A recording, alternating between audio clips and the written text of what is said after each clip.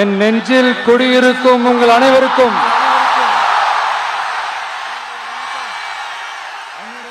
என்னுடைய வணக்கம்.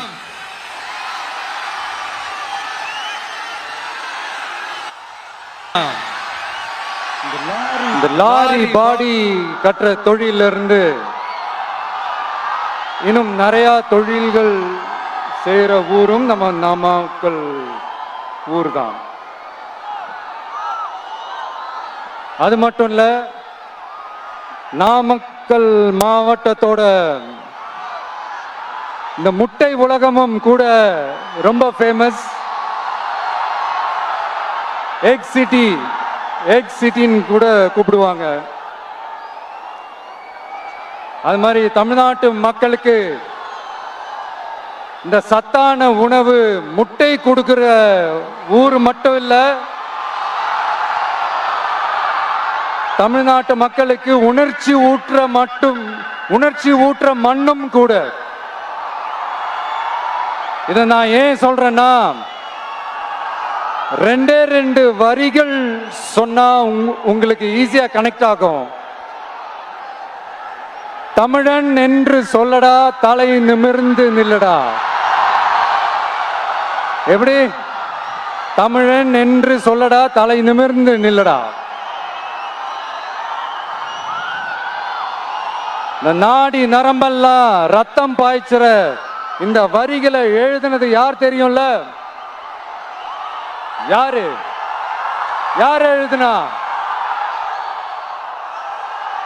விஜயகாந்த் சார் சொன்னாரு. ஆனா நம்ம அண்ணன் கேப்டன் அவர்களுக்கு மட்டும் இல்ல, நமக்கும் சேர்த்து எழுதின இந்த வரிகளை யார் எழுதினது தெரியும்ல?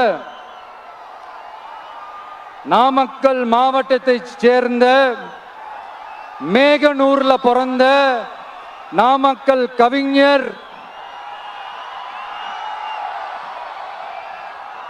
திரு ராமலிங்கம் பிள்ளைதான், அவர்கள்தான். அடுத்து தமிழ்நாட்டு மக்களுக்கு இந்த இடஒதுக்கீடு உரிமையா வழங்கினதும் இதே நாமக்கல் மாவட்டத்தை சேர்ந்த திருச்செங்கோடு பகுதியில் இருக்கிற ஒருத்தர் தான்.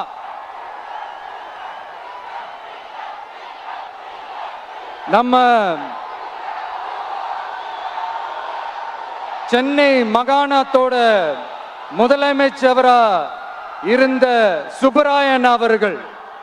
அவர்தான் அந்த மாபெரும் மனிதர்.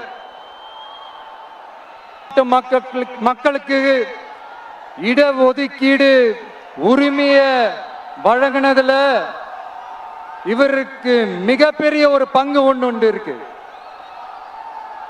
அதுதான் இந்த கம்யூனல் GO 1071 அதை கொண்டு வந்து பட்டியலின மக்களுக்கும் பிற்படுத்தப்பட்ட மக்களுக்கும் இத வழங்கினார். அதனாலதான் அவரு முதலமைச்சரா பதவியேற்றதுக்கு அப்புறம் முதல் தமிழர் அப்படின்ற அந்த பெருமையோட சொன்னது மட்டும் இல்லாம, இதே நாமக்கல்ல அவருக்காக ஒரு மணிமண்டபம் கட்டுவோம்னு வாக்குறுதி நம்பர் 456 கொடுத்தது யாரு?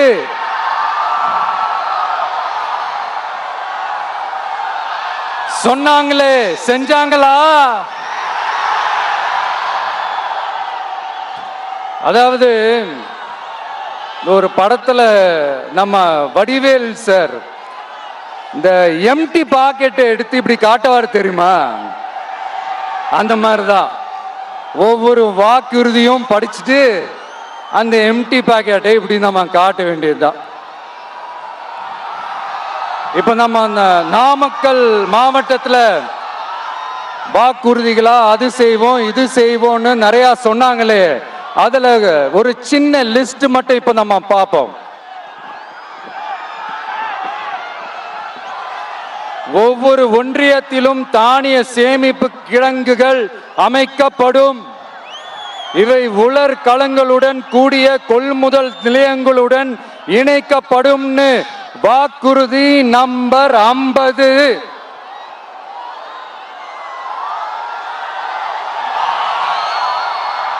கொப்பரை தேங்காயை தமிழக அரசே கொள்முதல் செய்யும்.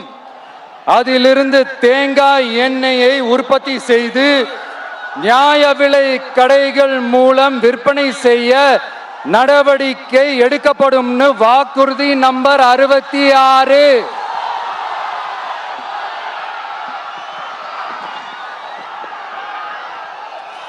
நியாய விலை கடைகளில் நாட்டு சர்க்கரை, வெல்லம் ஆகியவற்றை விநியோகம் செய்ய நடவடிக்கை எடுக்கப்படும் வாக்குறுதி நம்பர் 68.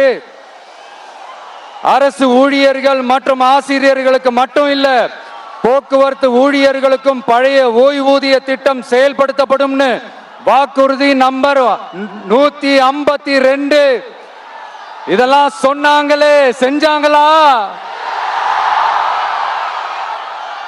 இப்ப நம்ம நாமக்கல் மாவட்டத்துக்கு வருவோம்.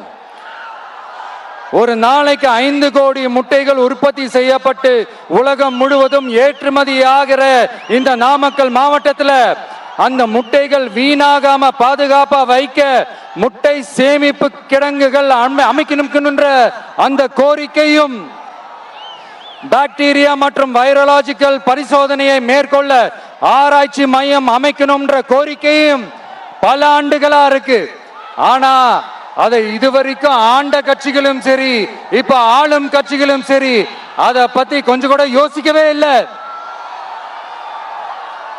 அப்புறம் திமுக எம்எல்ஏவுக்கு சொந்தமான ஒரு மருத்துவ கல்லூரியில் நடைபெற்ற கிட்னி திருட்டு, அதுதான் நாடறிஞ்ச விஷயமாச்சே. அதை நான் திருச்சியிலே பேசியிருந்தேன். ஆனா அதுல நம்ம நாமக்கலை சேர்ந்தவங்க தான் அதிகமா பாதிக்கப்பட்டிருக்கிறதா சொல்றாங்க. அதிலும் குறிப்பா விசைத்தறியில் பணிபுரியும் ஏழை பெண்களை குறிவைத்து அந்த கிட்னி திருட்டு நடந்திருக்குன்னு சொல்றாங்க.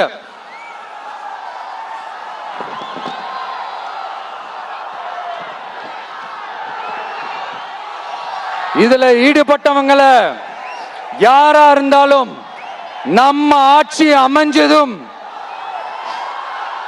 கடுமையாக தண்டிக்கப்படுவார்கள். இந்த கிட்னி திருட்டுக்கு ஆரம்பம் எங்க இருக்குன்னு பாத்தீங்கன்னா, கந்துவட்டி கொடுமையில இருக்கு. அதாவது விசைத்தறி தொழிலாளர்களோட வாழ்க்கை தரத்தையும் பொருளாதாரத்தையும் இந்த ஏமாற்று மாடல் திமுக அரசு மேம்படுத்தாத காரணத்தால அவங்க கிட்னி விற்கிற அளவுக்கு தள்ளப்பட்டிருக்கிறாங்க. இது எவ்வளவு பெரிய ஒரு கொடுமை! விசை தொழிலாளர்களோட வாழ்க்கை தரத்தையும் பொருளாதாரத்தையும் மேம்படுத்த தேவையான தீர்வுகளை யோசிச்சு உறுதியா எங்க தேர்தல் அறிக்கையில சொல்வோம்.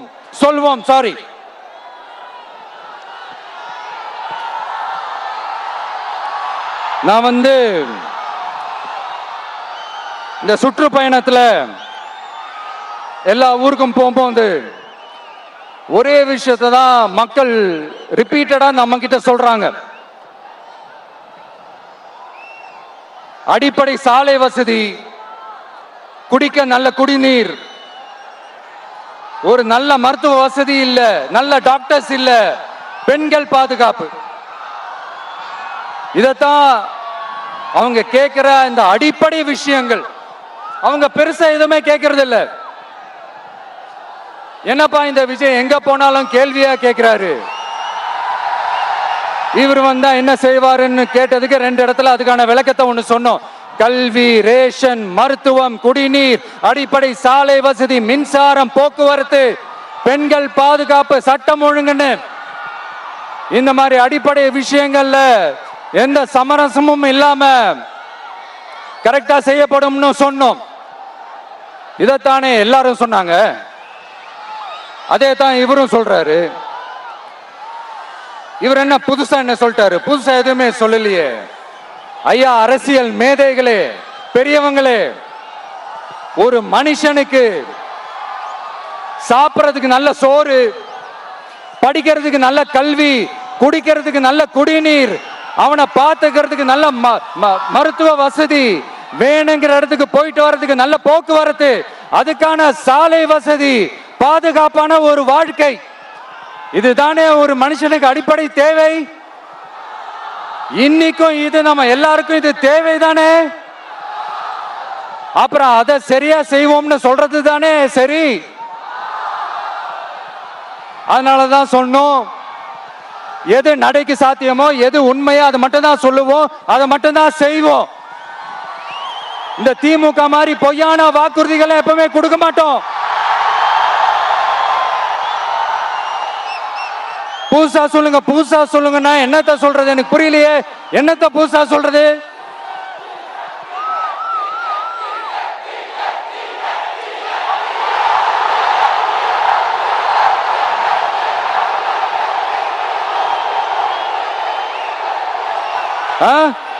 புதுசா என்னப்பா சொல்றது? செவ்வாய் கிரகத்துல ஐடி கம்பெனி கட்டப்படும்,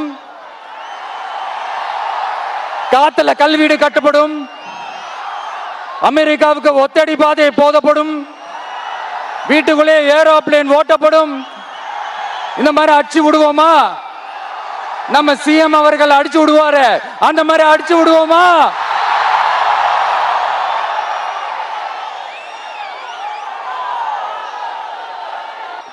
நான் ஏற்கனவே சொன்னதை தான் இங்க நான் திரும்பவும் சொல்றேன்.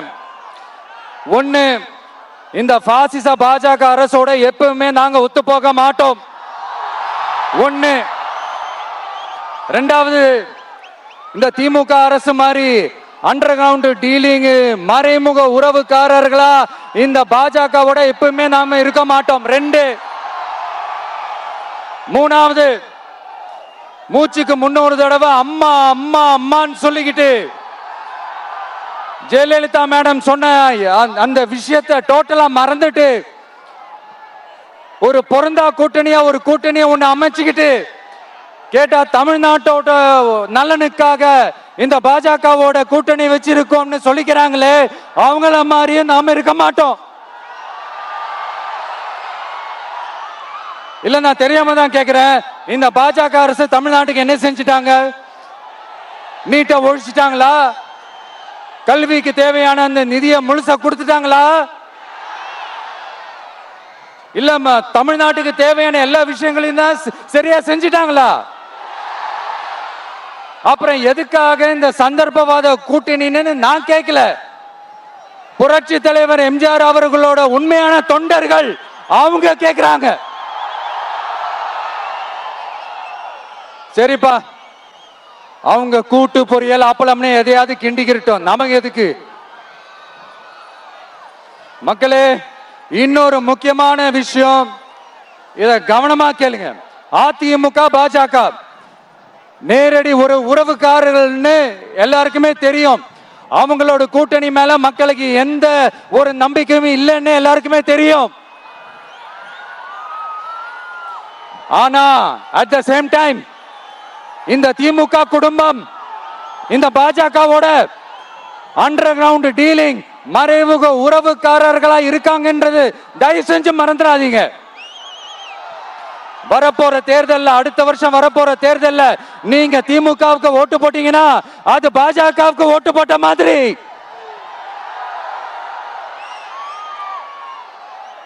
வெளியில அடிச்சுக்கிற மாதிரி அடிச்சுப்பாங்க, ஆனா உள்ளுக்குள்ள வேணாம். மக்களே, ஜாக்கிரதை, யோசிங்க.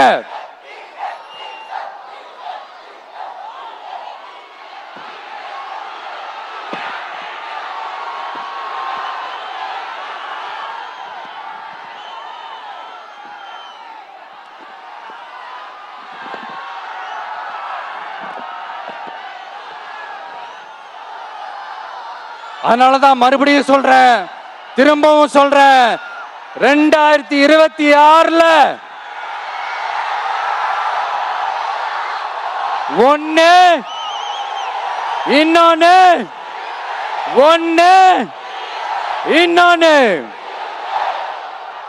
அதாவது ஒண்ணு, மாபெரும் மக்கள் சக்தி கொண்ட எளியோரின் குரலா இருக்கிற களத்துல இருக்கிற டிவிக்கு, இன்னொன்னு கொள்கை என்ற பேர்ல மக்களை ஏமாத்திக்கிட்டு கொள்ளையடிச்சுக்கிட்டு தமிழ்நாட்டை ஏமாத்துற இந்த டிஎம்கே, இந்த ரெண்டு பேருக்கு நடுவுல தான்